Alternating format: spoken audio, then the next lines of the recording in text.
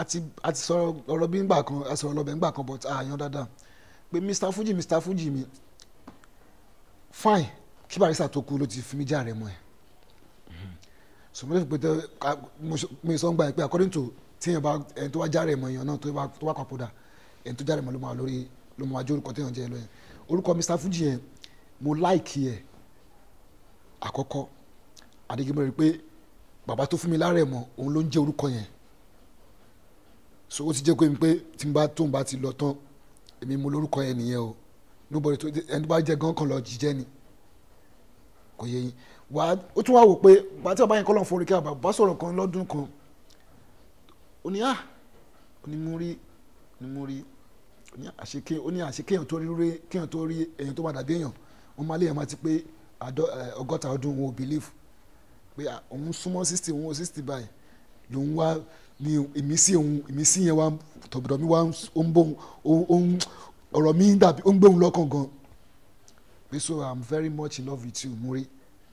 ọmọ Mádégún pé sọlọ́dún náà lọ́wọ́ ni pé but kí n máa musically òun like me pé gẹ́gẹ́ bóun ṣe máa ń ṣe nǹkan òun voice òun ó yàtọ̀ orin òun composition òun máa ń yàtọ̀ pronunciation òun máa ń yàtọ̀ pé so everything just like ọmọ bàbá ẹ̀ ní ó gbé mọ́ra ó kiss mi gbàtà ó kiss mi ìyẹn Barrister ó kiss mi lẹ́nu ìjọ tá à ń sọ yìí pé òun gbọ́ àwọn records mi pé no ọlọ́run gbé mi ga jù báyìí lọ.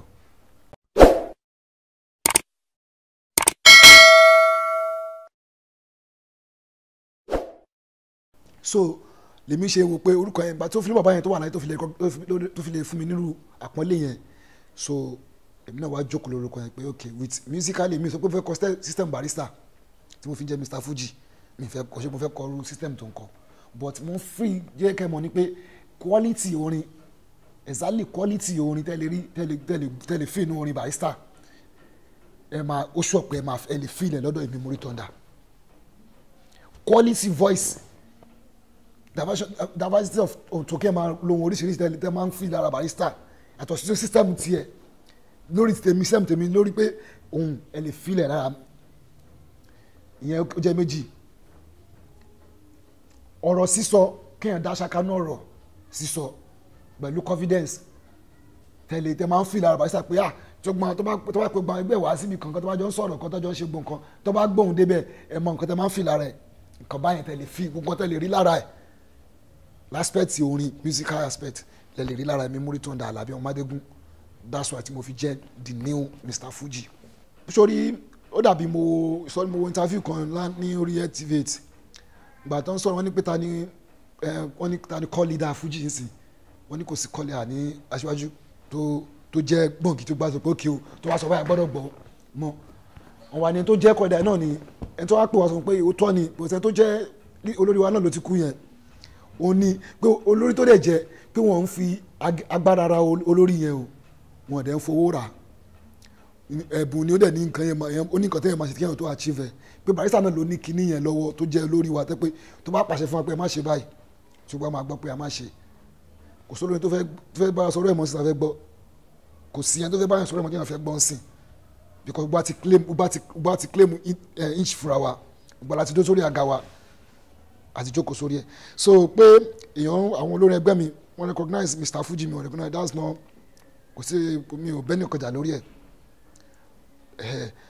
ju pé ẹni tó ní Fuji yẹn gangan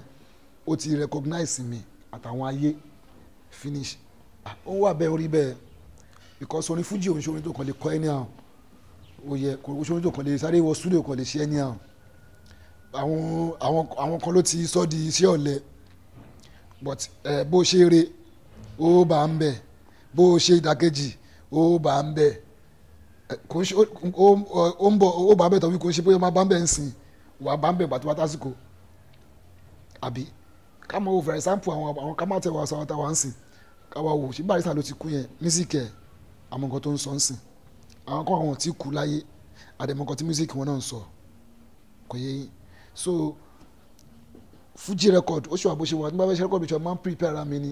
máa ń ṣe ìrẹsà dáadáa mo dẹ̀ máa prepare mi máa wọ́n táwọn èèyàn fẹ́ gbọ́ tó fẹ́ sọ nǹkan tí ọ̀rọ̀ tí máa sọ tí kò ní di after 5 years 10 years wọ́n di pé record wo ni record yẹn ti tó bá dé after ten àwọn rẹ́kọ̀dù yẹn bá mo lè gẹ̀ẹ́tì ẹ̀ náà bá mi gé mo lá so bí tèmi máa ń ṣiṣẹ́ tèmi sí ni àmì ìdẹ̀rẹ̀ tó bá gbá rẹ́kọ̀dù bọ́ studio báyìí wọ́n á kọ orúkọ fáǹsì láti number 1 day tó bá fẹ́ ṣe fọ́ìn wà wọ́n á kí fáǹsì ni kọ́dẹ̀ wà pé àwọn fáǹsì ń lọ fáǹsì ń bọ̀ ni fáǹsì ò ń ṣe evergreen fáǹsì go fáǹsì come but music ẹ kànú kò lè lọ́ọ̀bì kọ́kọ́ ju pé ó wà fún ẹ̀dọ̀jọ́ títí tó bá tún lọ tán wọ́n máa fi máa sọ̀rọ̀ ẹ àti kí fáǹsì mi lé ní àti fáǹsì rẹ́kọ̀dù tí rẹ́kọ̀dù ìdájọ́ tó fi kú àti express rẹ̀ ti wà so kálukú wọn bó ṣe ń ṣiṣẹ́ but èmi ń tèmi o mi ò foni ṣeré tó bá dọ̀rọ̀ rẹ́kọ̀dù mi fi ṣeré mo máa ń ta tán máa ń lo gbogbo ẹ̀tàn àtòhun àtọ́ni gbogbo nǹkan máa ń fi ṣe làwọn ṣe fi gbé mi sípò tó ń gbé mi sí yìí mo dẹ̀ ń promise pé mo never disappoint wọn mo never dojú tì wọn lórí iṣẹ́ orin kíkọ gidi màá tún máa kọrin gidi fún wọn ọláṣọlá all platform gbogbo platform bọ́ lọ sórí YouTube wà rí mi bẹ́ẹ̀ muri thunder TV channel wà lórí YouTube mi lọ sórí Facebook mi ṣé muri thunder lẹ́fẹ̀ẹ́ sọ ni Mr Fuji Mr Music Facebook gbogbo ẹ̀ wà ń bẹ̀ orí Instagram mi official muri thunder oṣàmù wà ń bẹ̀ lórí Instagram mi gbogbo ẹ̀ so lórí àwọn social media tó kù náà iTunes oníwà wà ń bẹ̀ oríṣiríṣi bẹ́ẹ̀ lọ òsibítẹ́ lọ tẹ́ ẹ̀ bá èyí tábà tí mọ̀ lókù èyí tá ti gbọ́ pé ó ti rí làwọn náà ti tẹ́ bá ti gbọ́ pé ó ti ń ṣẹlẹ̀ àmọ́ lọ àwọn ayé máa ti tẹ̀ fi sí kódà báwo ti fi àwọn tiwa gan máa fi síbẹ̀ àwọn fans wà tẹ́pọ́n wà outside country pọ́n gbádùn music yẹn wọ́n tẹ̀ fẹ́ rí mi gan wọ́n gbádùn music mi wọ́n spread ẹ̀ lọ́pítẹ́ mi gan tiẹ̀ lérò but so wúlò fún wọn ó dẹ̀ wúlò fún àwọn èèyàn so gbogbo all planet form làwa kò síbi tí mi lè gbórin mi wọ ìlú tán gbọ́ èdè wa gan mo ti gbórin wọn bẹ̀rẹ̀ tán dẹ̀ jo so kò síbi tí mi gbórin lọ ìlú táwọn tí ó tiẹ̀ ń ṣe yorùbá àwọn tó tiẹ̀ àwọn ìbò ti gbogbo ọdún sọ kò sí náà pé bìkan kò síbi tí mi lè gbórin mi lọ mo ní nǹkan tó máa tí wọ́n pé àwọn èèyàn ló wà ń bẹ̀ kẹrin kó wà ń bẹ̀ kọ́ńtà kó bá ti máa gbọ́ nǹkan tí wọ́n bá ti gbọ́ lù mí gan á mọ̀ pé olórin ti dé so kò síbi tí mi lè gbórin kò síbi tí mi lọ ṣeré nowhere nílé ayé tí mi lè lọ ṣeré mi ò ń bẹ̀rù pé èèyàn má lọ bì kan ìgbà tí mi ṣe kà so kò síbi tí mi lè gbórin mi lọ àwọn fans mi kò sí nǹkan tí mo fún wọn pé mo ní àdúrà fún wọn ọlọ́run bá mi gbàdúrà wọn á bá mi gbàdúrà wọn á bá mi bò wọn láṣìírí àwọn tó ń bò wá láṣìírí lójú ayé lẹ́yìn ìwà lójú wa ọlọ́run bá bò wọn láṣìírí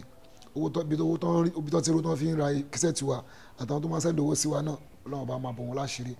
ọ̀wọ̀ ẹ̀yìn náà ní tọ́wọ́ wọn ojú ẹni tí wọn kò ní tàwọn ọmọ wọn àwọn tí wọn náà máa rà lánàá because kò easy kí wọn tó máa tẹ̀lé artist kò má fi gbogbo nǹkan tẹ̀lé mo láwọn àwọn ìwádìí oríṣiríṣi tẹ́ pé gbogbo nǹkan náà fi ń fẹ́ wa àmì ò tí ì lówó but ìfẹ́ wọn lásán bó ṣe máa ń ṣe wàá mọ̀ pé léyìí tó bá lówó ó máa ná gbolé ayé ẹ̀ fún yàn ẹlẹ́mìdẹ̀rẹ̀ yà náwó fún ẹ